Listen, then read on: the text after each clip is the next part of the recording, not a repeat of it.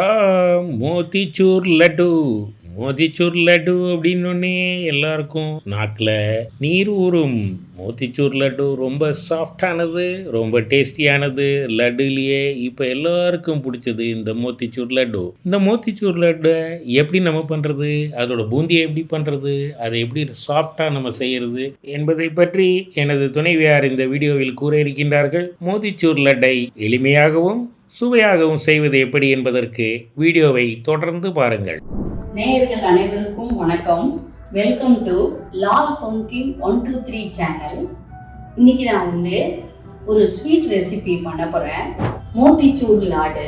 அந்த மோத்திச்சூர் லாடை புது விதமா ரொம்ப ஈஸியான மெத்தட்ல பண்ணி காட்ட போறேன். இதை பார்த்துட்டு உங்க கருத்துக்களை சொல்லுங்க. இதுல நம்ம லட்டுன்னொடனே பூந்தி கரண்டியை தேடுவோம். மற்ற நம்ம காய் இது பண்ண வச்சிருக்கோம் பார்த்தீங்களா, அந்த சல்லிக்கரண்டி மாதிரி இருக்கிறதெல்லாம் தேடுவோம். அதெல்லாம் தேவையே இல்லை.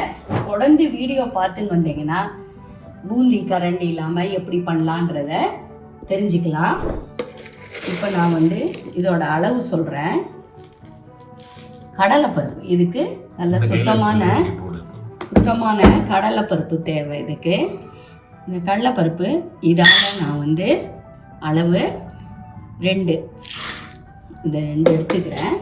இதை நல்லா அலம்பிட்டு நல்லா களைஞ்சி நல்லா சுத்தமாக இந்த ஸ்டார்ச் எல்லாம் போக நல்லா அலம்பிட்டு ஒரு 2 மணி நேரம் ஊற வைக்கணும். வேறு ஒன்றுமே இல்லை, இது ஊறுறது தான் கரெக்டு ப்ராசஸ்ஸு. கரெக்டாக 2 மணி நேரம்னா 2 மணி நேரம் அதை ஊற வச்சிடணும். இதுக்கு தேவையான சர்க்கரை என்னென்னா, கடலைப்பருப்பை எந்த மெஷர்மெண்ட் கரண்டியில் எடுத்து போட்டோனோ அதே மெஷர்மெண்ட் கரண்டியில் 2 கரண்டி சர்க்கரை போடுறேன். இந்த சர்க்கரை நல்லா கரைஞ்சி ஒத்த கம்பி பதம் வந்தாலே போதும். இப்போ பாருங்க அந்த ஸ்வீட் எப்படி பண்ணலாம் அப்படின்றத பார்ப்போம். கடலைப்பருப்பு நல்லா 2 மணி நேரம் நல்லா ஊறி வந்துடுது. இதை நான் வடிகட்ட போகிறேன். துளி கூட தண்ணி சேர்க்கக்கூடாது. மிக்சியில் போட்டு அரைக்க போகிறோம். துளி கூட தண்ணி சேர்க்காம அரைக்கிறோம். ஸோ தண்ணி இல்லாமல் சுத்தமாக வடித்தட்டியில் வடிகட்டி வச்சிடலாம்.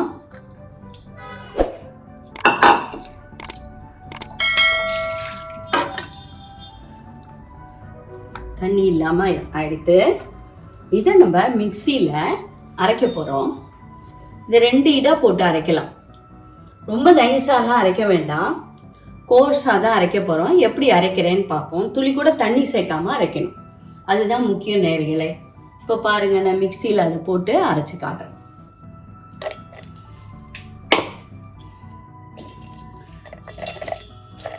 மிக்சி ஜாரில் இதை போட்டு வழுமுன்னு அரைக்க வேண்டாம், கோர்ஸாக அரைச்சா போகிறோம். தண்ணி இன்னி விடவே வேணாம், ஒரு ட்ராப் கூட தண்ணி விடாமல் அரைக்கணும். இப்போ இதை நான் அரைச்சி காட்டுறேன். இப்போ அங்கே கோஸாக அரைச்சிருக்கேன், ரொம்ப நெய்ஸாக இல்லாமல். இதில் உப்பு போட வேண்டாம். இப்போ இதை எப்படி பண்ணுறதுன்னு பார்ப்போம். அடுப்பு ஊற்றியாச்சு, எண்ணெய் விடுறேன். அதாவது இதை பொரிக்கணும். இது பொரிக்கிறதுக்கு தேவையான எண்ணெய் விடுறேன். குக்கிங் ஆயில் விடுறேன். கிட்டத்தட்ட ஒரு 200 ml விட்டுருந்துச்சு. இது கொஞ்சம் நல்லா சூடாகட்டும். அதுக்கப்புறமா அதை பொரிச்சிடுவோம். எண்ணெய் நல்லா காஞ்சிட்டு இது என்ன பண்ணலாம், சின்ன சின்னதாக பக்கோடா சைஸுக்கு உருட்டி போடலாம். ஷேப் வேணுன்றதுல அப்படி போடுங்க. என்ன இதை மிக்சியில் தான் அரைக்கிறோம். இது 1 நிமிஷம் என்ன கோல்டன் ப்ரௌன் கலர் ஆகணும் அப்படின்றதெல்லாம் இல்லை. அது மஞ்சளாக அது நேச்சுரல் கலரில் இருக்கும்போதே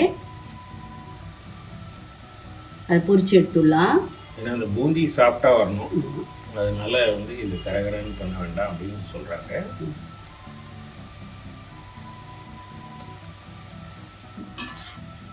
அதனால் தூடலாம்.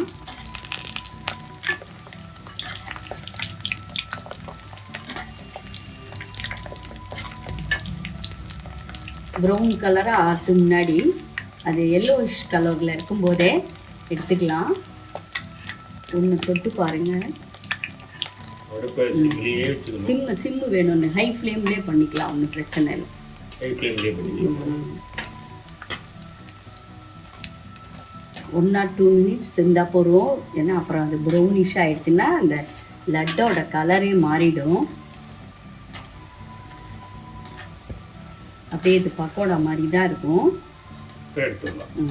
இப்போ இது எடுக்கிற அதே இந்த எல்லோ கலரில் இருக்கிறதுலே எடுத்துக்கிறேன்.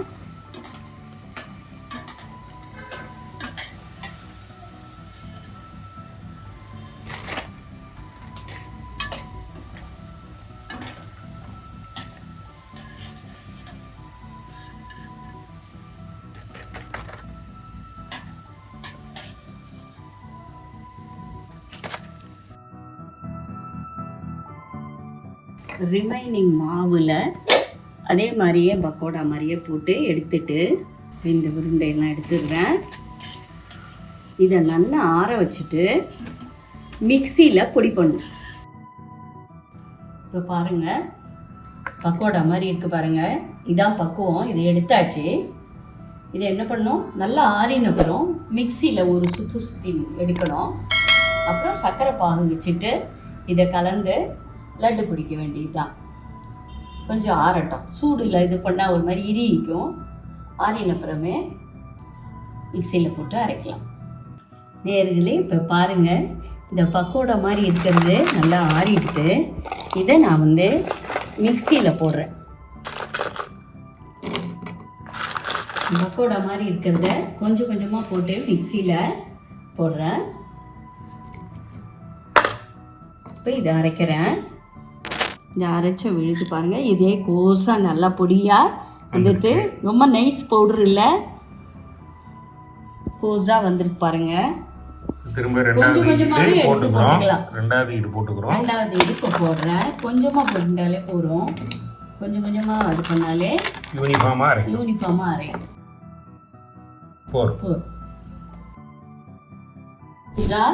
அரைச்சி வச்சுட்டேன். இப்போ பாகு வச்சுட்டு அப்புறம் இதில் அரைச்சி வச்ச இந்த தூள்களை அதில் போட்டு ஆட் பண்ணி லாடு தயார் பண்ணலாம். இப்போ பாகு எப்படி வைக்கிறதுன்னு பார்க்கலாம் வாங்க. சர்க்கரை பாகு சர்க்கரை பாகு எப்படி பண்ணலாம் அப்படின்னு பார்க்கலாம். நான் சொன்ன அளவு தான். எவ்வளோ கப்பு எடுத்தோமோ அதே கப்பு அளவுக்கு சர்க்கரை எடுத்துக்கணும். சர்க்கரையை வானிலையில் போடுறேன். இதில் ஒரு 1/4 கப்பு தண்ணி விட்டுண்டா போகிறோம். ரொம்ப பாகுபதம் வேணுன்றதில்ல, ஒரு ஒத்த கம்பி பாகுபதம் வரணும். இப்போ பாருங்கள், பாகு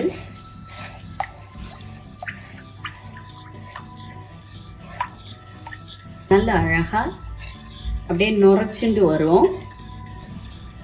கையில் எடுத்து பார்த்தோன்னா 1 ஸ்டிங் பாருங்கள், அப்படியே நுரைச்சு வருது.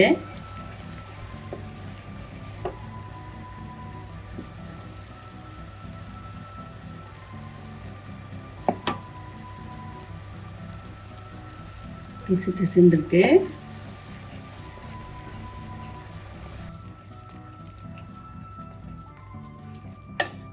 இங்கே பாருங்கள், இந்த பாகு பதம் 1 ஸ்டிங் பதம் அப்படி நீட்டாக வரும். பாருங்கள், 1 ஸ்டிங் வந்துட்டா பாருங்கள், 1 ஸ்டிங் பதம் வந்துடுது. இப்போ என்ன பண்ணணும், இந்த ஸ்டிங் பதத்தில் அடுப்பை ஆஃப் பண்ணிவிட்டு லெமன் ஒரு லைட்டாக ஒரு 2 சொட்டு விடுங்க. எதுக்காக லெமன் அதில் சேர்க்குறோன்னா, இந்த பாகு அதே நிலையிலே இருக்கும், அந்த கன்சிஸ்டன்சிலே இருக்கும், கெட்டி ஆகிடாது. இப்போது இதோட ஏலக்காய் பவுடர் வாசனைக்கு சேர்த்துக்கிறேன். அப்புறம் நமக்கு தேவையான ஃபுட் கலர் சேர்த்துக்கலாம்.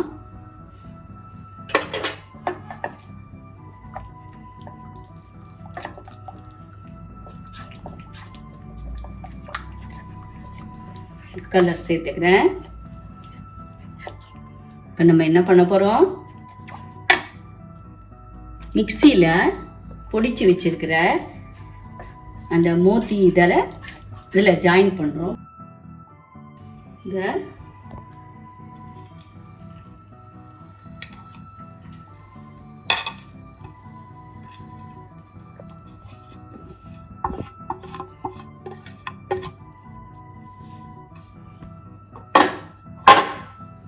இந்த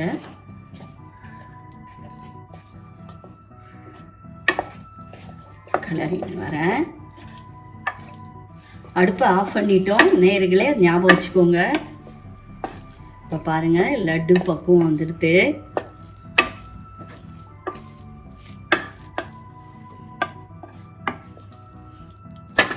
இதில் நம்ம முந்திரி திராட்சை போடலாம், இல்லை மெலன் சீட்ஸு அதாவது வெள்ளரி விதை போடலாம். என்கிட்ட கொஞ்சம் நட்ஸு முந்திரி திராட்சை இருக்கிறதுனால நான் இதில் ஆட் பண்ணுறேன். இதை வச்சிடுறேன். இப்போ முந்திரி திராட்சை பண்ணி போட போகிறேன்.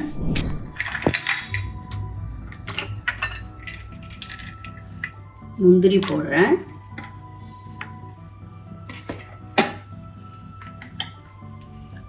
திராட்சையும் போடுறேன். திராட்சை அப்படியே பலூன் மாதிரி பல்ஜாகி வரும். இந்த நெய்யில் நல்லா நெய் ஒரு 2 ஸ்பூன் நெய் விட்டால் போகிறோம். இந்த முந்திரியெல்லாம் வறுபடுறதுக்காக தான். ரொம்பவது வேணால் அது ஒயிட்டாக இருந்தாலும் நல்லா அட்ராக்ஷனாக இருக்கும். பாருங்கள் போகிறோம், இது வருந்தது போகிறோம். பல்ஜாய் வந்துடுது திராட்சையெல்லாம். இதை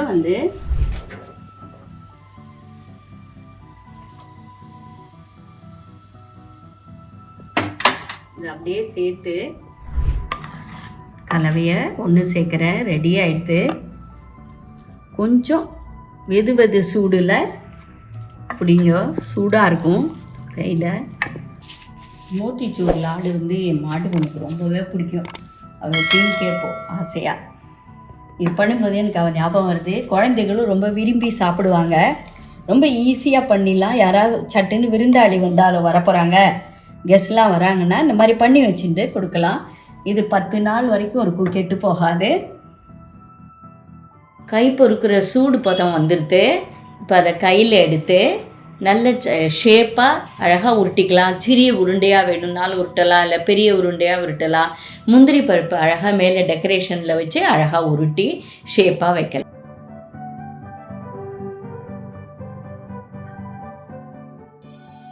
பார்த்தீங்களா, மோதிச்சூர் லட்டு மிக அருமையாக வந்திருக்கின்றது. இதை போலவே நீங்களும் செய்து பார்த்து எப்படி வந்தது என்பதை கமெண்டிலே கூறுங்கள். சப்ஸ்கிரைப் செய்யுங்கள். நன்றி, வணக்கம்.